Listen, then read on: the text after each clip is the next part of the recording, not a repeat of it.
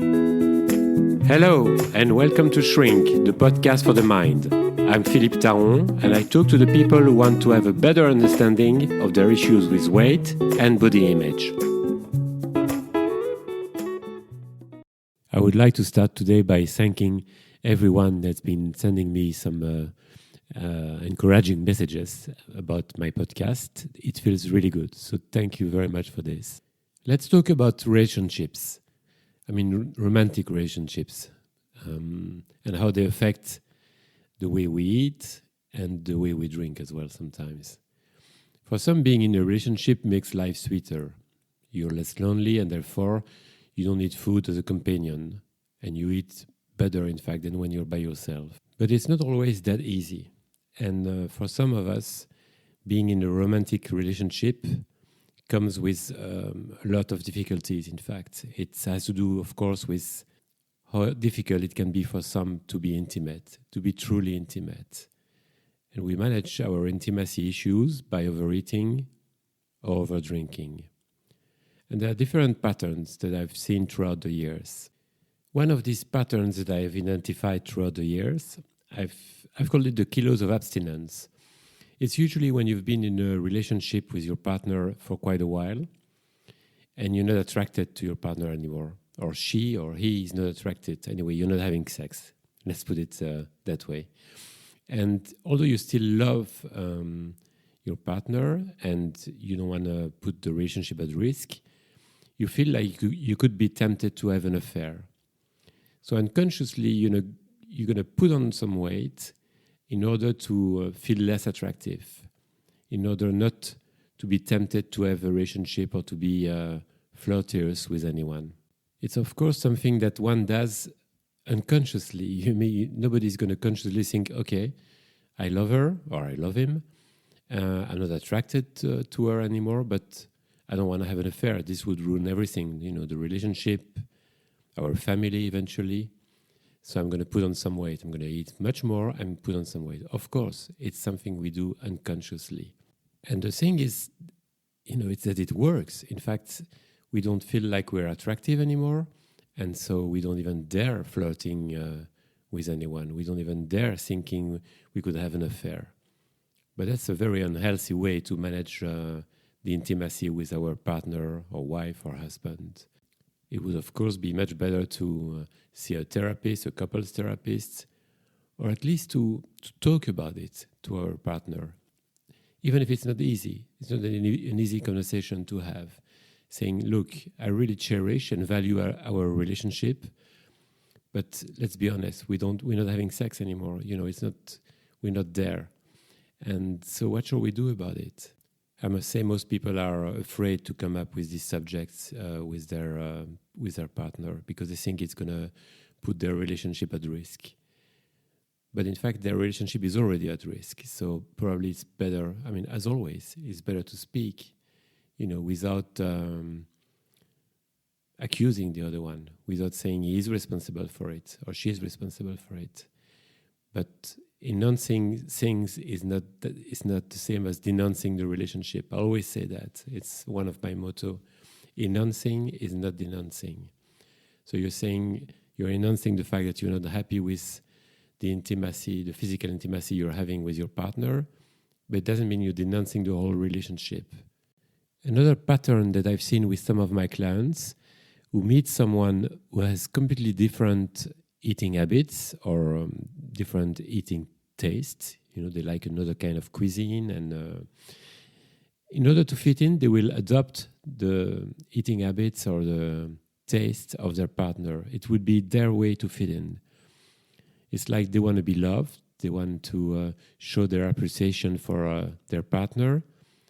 And so they will start eating at hours which are not their usual hours, and they will start eating food which is not the kind of food they would usually eat. And they will probably enjoy it less than before, most of the time anyway. So they will compensate the lack of pleasure by the amount of food they will have. It can be as well that the person you are in a relationship with is a feeder. A feeder is someone who will avoid eating, and in order to avoid eating, they will make sure that you eat. They will take pleasure in watching you eating the food that they're not having. And that's very tricky because you don't want to disappoint them. They will say, come on, have some more. It looks really good. I'm not hungry, but, have some more. Enjoy it. So in fact, you will put on weight. You will put on the weight that they will not put on, the weight that they won't want to put on. And they have all kind of strategies to make you eat more than you would usually. Again, if you feel like your partner is a feeder, you should have a conversation with them. It won't be an easy one because, it could really be that they won't acknowledge that they're doing this. But you should really have this conversation. There is no reason why you should overeat in order to help your partner being slim. It can be as well that your partner is not a proper feeder. But if you're with someone who loves cooking, you may feel like you show your appreciation by eating their food. It's like their whole personality, their whole identity is linked to their food, to the food they're cooking for you. And you don't want them to feel rejected if you say, well, thank you, I've had enough. And they say, well, you don't like the food? You don't like what I've cooked for you? Come on, I spent hours cooking this for you, or for us. And so you feel trapped. You feel like, well, if I don't eat everything that they've prepared, it's like I'm not loving them enough. I'm not appreciating the things that they've done for me. Again, it's unfair because, you can enjoy their food eventually, not always, but still want to stop when you're not hungry anymore. I must say it's tough anyway to be in a relationship with someone who's, so insecure that the only way to make them feel better is by eating the things they spent quite some time preparing for you. But that happens. We all have our things. And so it's about being able to say, that was really nice, if that was the case. But I've got enough. Thank you. Some couples only have a proper bond around food. Most of the time they're busy doing their things. And then when comes the meal time, they will bond. So food, therefore, is very important. Food and most of the time drinks, in fact. And so you don't want to make it short. You want that to last. You want that moment to last, and you want you're going to talk about it. What shall we have for dinner tonight? Or let's do this, or let's do that. And it's okay, but it's okay as long as you don't overeat. It's okay as long as you don't feel like you have to end that bottle of wine or this bottle of wine in order to have a proper bond with your partner. I'm not judging this, of course. It's nice to bond, to have a nice moment around food. But if it becomes the only moment in the day or in the week or in your life where you can properly connect with someone, with your partner, then something is wrong. You should be able to find other moments, of course. Then maybe you should be more creative and do other stuff together, like play games or go for walks or go to the movie or, I don't know, whatever. But something which is not around food, not all the time anyway. And then there is loneliness. Loneliness is difficult to cope with for many people anyway. And it's even more difficult when you're in a relationship. When you're lonely by yourself, it makes more sense. Although, you can be by yourself and not feeling lonely at all, I must say. But when you're in a relationship and you feel lonely, it's really tough. Because you're there most of the time with your partner and still you don't feel connected. You feel very lonely. Then food and alcohol can become some kind of a companion. Something you think of, something you look forward to, but which is, of course, not very satisfying. Again, it's about addressing the issue of loneliness in your relationship. It's about talking about it to your partner or to your therapist or to both, in fact. And, loneliness is okay, but loneliness in a relationship is not something that anyone likes experiencing. I realize that all this is not very sexy or very romantic, but I think it makes sense to talk about it. It makes sense for me to talk about it and to tell you, well, this is maybe what's happening to you. This is maybe why you're overeating and drinking. since you are in this relationship or after a few years in this relationship. Again, you're responsible, you're not guilty, but you're responsible for the way you eat and drink. And you shouldn't blame your partner. I'm not saying your partner doesn't have anything to do with it, but it's your own responsibility to understand what's going on and change things if you want to. And I don't want to make it sound easy, because I know it's not. Being intimate with someone, well, first being intimate with yourself and then with someone, it's not easy.